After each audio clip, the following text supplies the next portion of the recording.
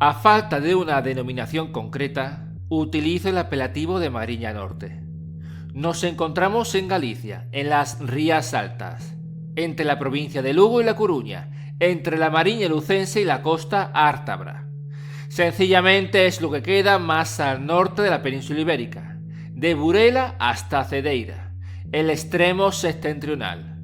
Tres cabos importantes como son Ortegal, Estaca de Bares y Roncadoiro, tres rías como Viveiro, Barqueiro y Ortigueira, una costa recortada de entrantes y salientes, islas e islotes, playas y acantilados, con las montañas y los bosques que llegan hasta el mar.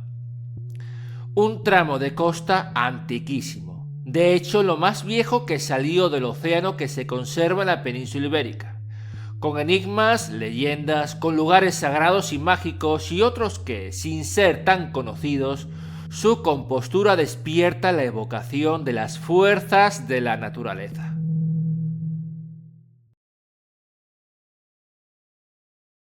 Buenas tardes, buenos días, buenas noches, bienvenidos al Gato de Ugarit, un programa dedicado a la especulación y al misterio. Enigmas históricos y prehistóricos, lugares mágicos, otros mundos, otras realidades.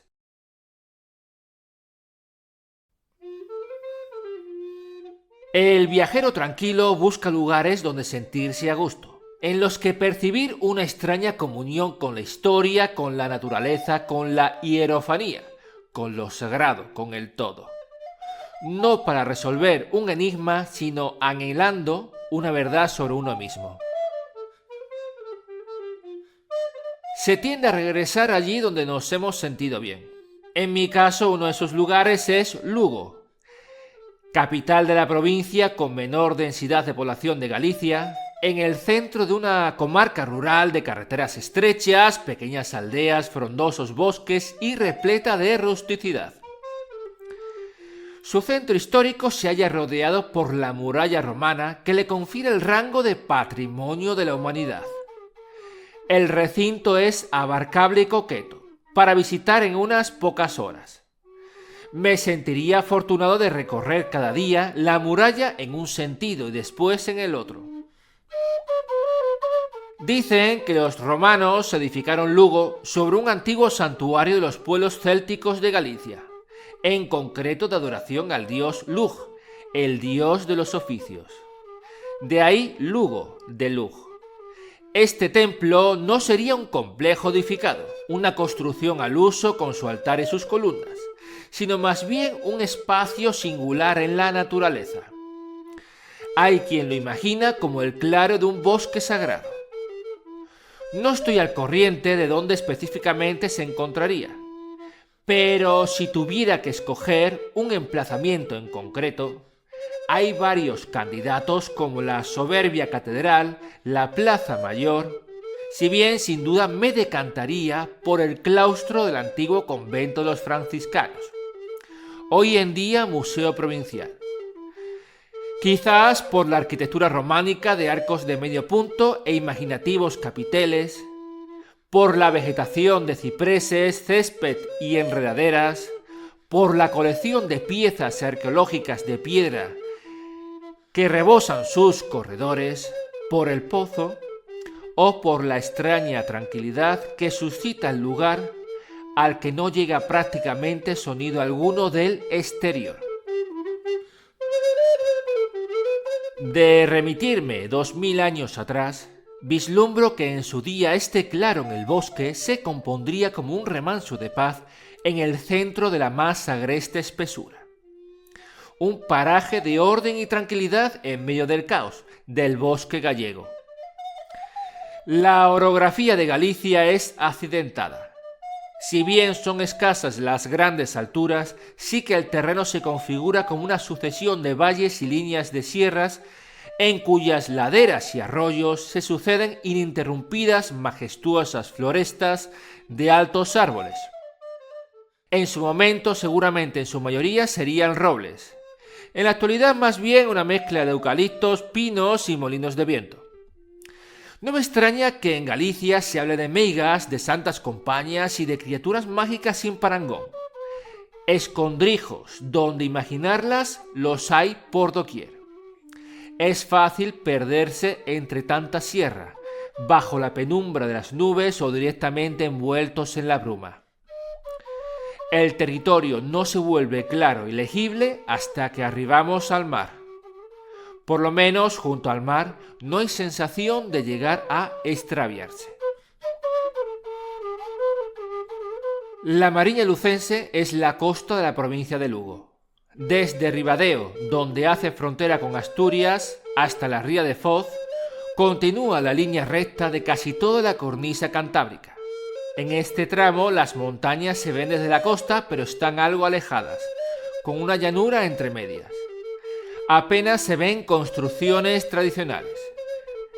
Pero la arquitectura, a pesar de ser relativamente nueva, guarda un cierto regusto singular y popular, a base de casas cuadradas y sencillas, pero pintadas con variados colores pastelosos, de tal modo que en combinación conforman suaves caleidoscopios.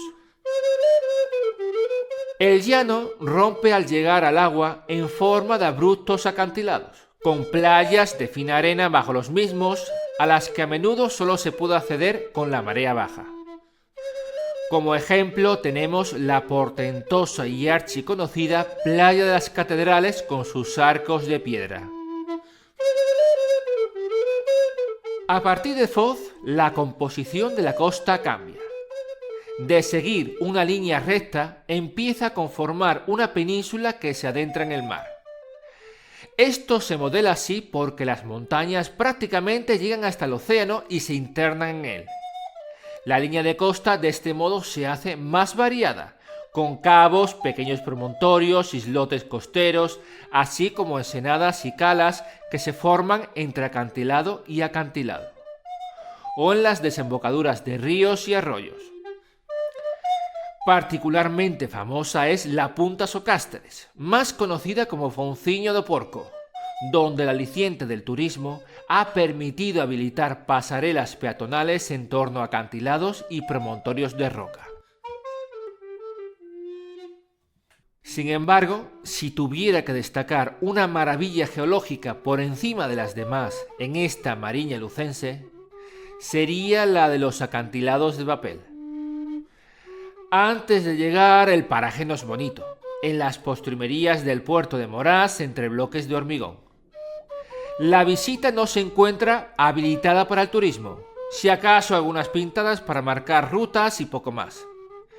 De hecho, acceder al sitio se reviste algo peligroso, por lo que no creo conveniente ir con niños. Por lo demás, ni siquiera sé si alguien consideró el emplazamiento alguna vez como sagrado. No obstante, una vez lo contemplé, para mí llegó a serlo. Una mole de granito que emerge a la orilla del agua, de bloques diaclasados y erosionados por el viento y el océano, otorgando el aspecto singular del papel arrugado. Sánchez Dragó, en su libro Gárgoris y Avidis, señala que los antiguos habitantes de la península adoraban los cabos, los salientes de la tierra en el mar. Quizás porque eran navegantes y porque practicaban navegación de cabotaje. Es decir, a falta de instrumentos náuticos, se guiaban de cabo en cabo, que eso es lo que quiere decir cabotaje, sin perder de vista la costa para saber volver ante cualquier eventualidad. Por eso quizás me dejé subyugar por esta región del mapa. Imbuido de un espíritu antiguo, la Mariña Norte es una región de cabos extremos y septentrionales.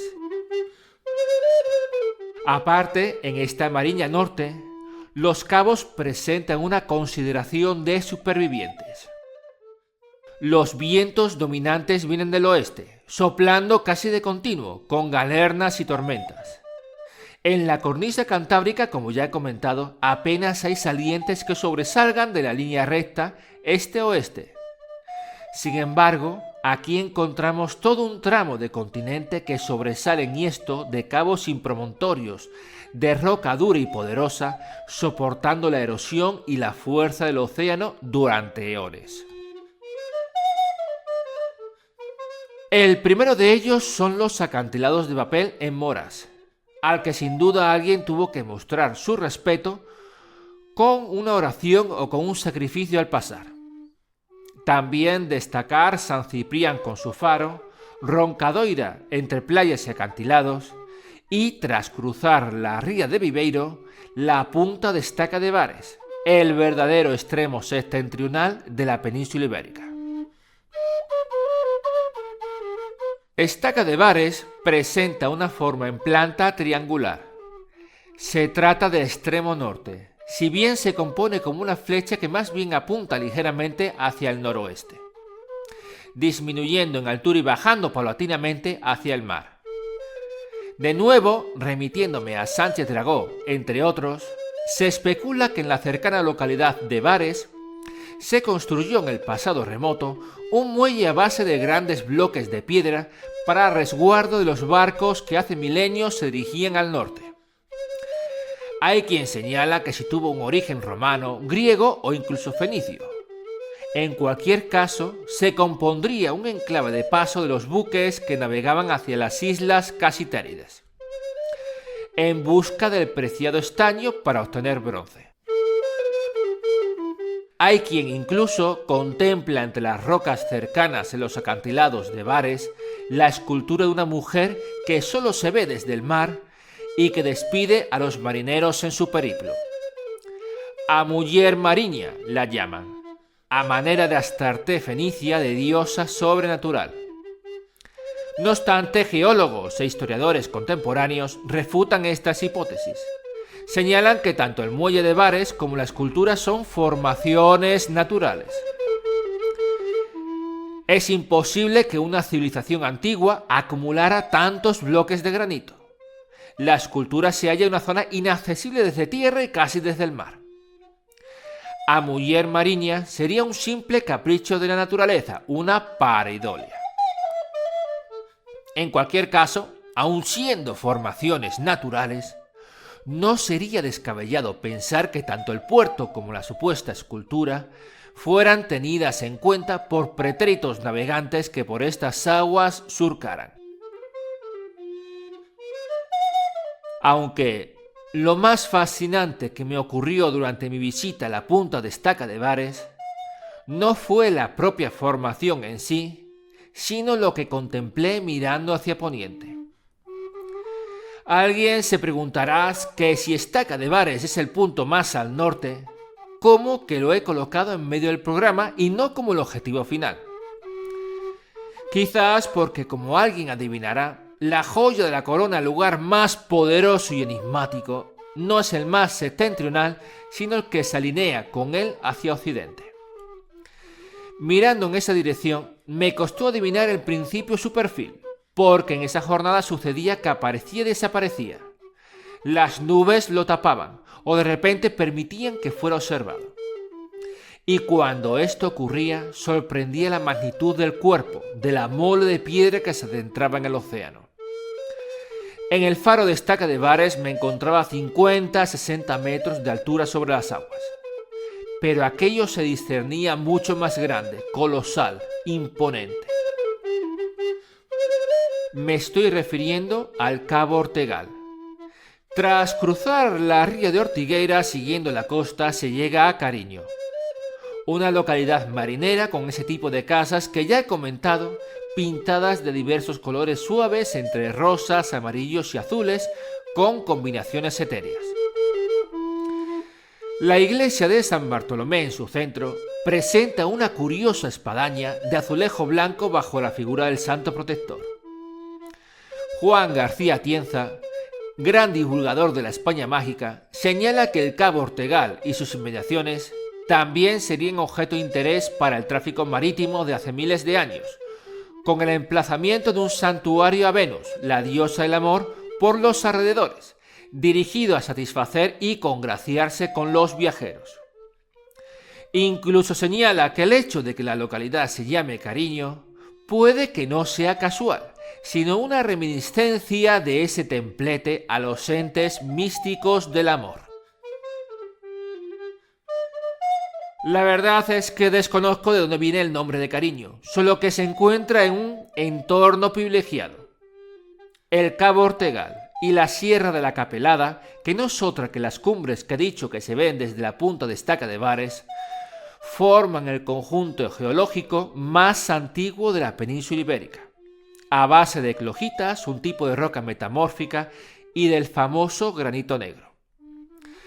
Desde el faro de Ortegal ya se observa los acantilados cubiertos de verde vegetación, con excepción de la base donde golpean las olas, en el que despunta el negro de las rocas casi como obsidiana.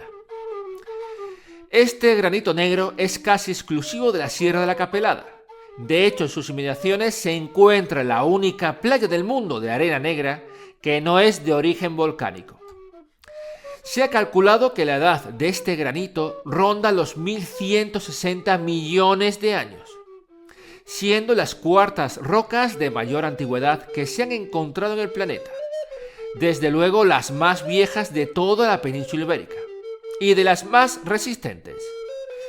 Dentro de la Mariña Norte, la Sierra de la Capelada es el primer punto que los vientos del oeste se encuentran en su trasiego, por lo tanto las más expuestas a la erosión. Y aún así ahí resisten. Dicen que en su origen estas rocas formaron parte de cumbres que sobrepasaban la altura actual del Everest.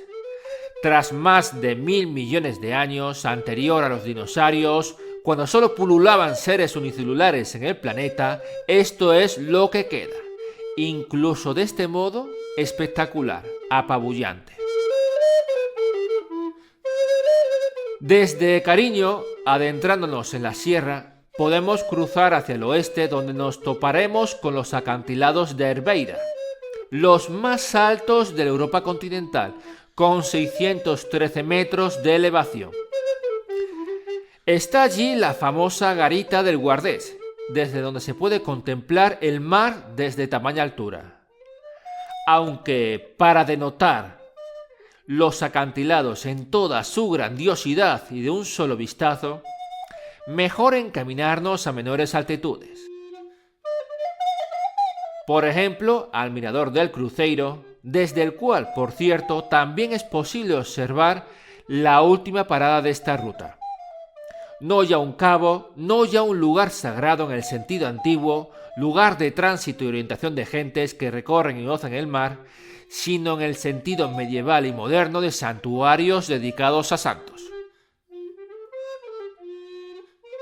En concreto, me estoy refiriendo a San Andrés de Teixido, una aldea entre bosques y acantilados, con sus casas blancas y sus hórreos, su parroquia sencilla del siglo XVIII dedicada al santo, entre prados en pendiente y caballos pastando. Se trata de la segunda peregrinación más popular de Galicia, tras la de Santiago de Compostela.